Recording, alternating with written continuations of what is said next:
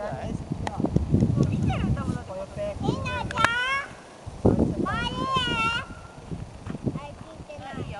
Vai, velho. Não será certo. Não fica em pé não. Segura aqui não.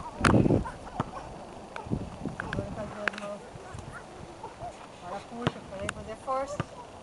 Puxa o corpo. Você não pode soltar. Se você soltar, você vai escorregar pra trás aí, ó. Ó, olha. Segura no azul. Forte com as duas mãos. Agora vai, puxa pra cima.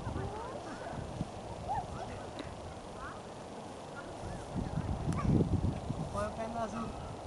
Aí, ó. Tá vendo? Já aprendeu a escalar. Põe os dois pés. Não.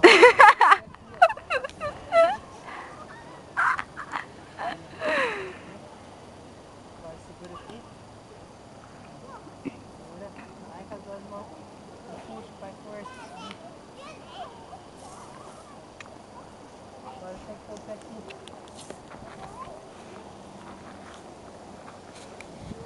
Segura lá no vermelho, põe o pé aqui. Vai força com a perna. Subir. Agora vai subir. Se você soltar, você vai escorregar lá pra baixo. Vai. Força, segura. Olha, não tô segurando você não, ó. Viu? Vai, segura no vermelho lá e no azul.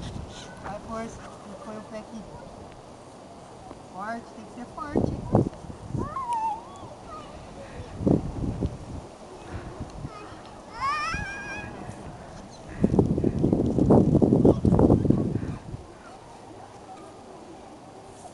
Põe o pé no azul. Aí.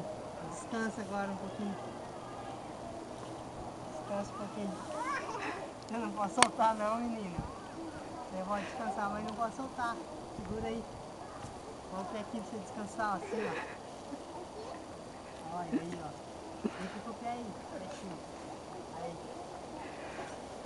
Vai, descansa. Se você soltar, eu não vou segurar, não. Aí, vai. Só tenta subir. Vai, força.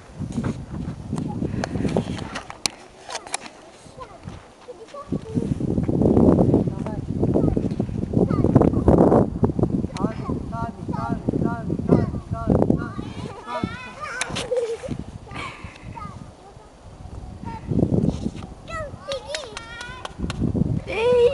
Muito bem!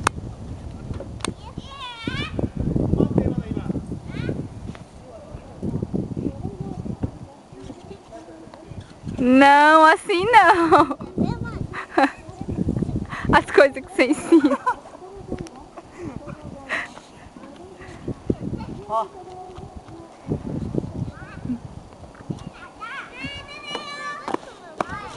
Ah, agora você fala com ele. Quando você crescer, você pode, agora não. Fica deixando ela com vontade. Eu posso.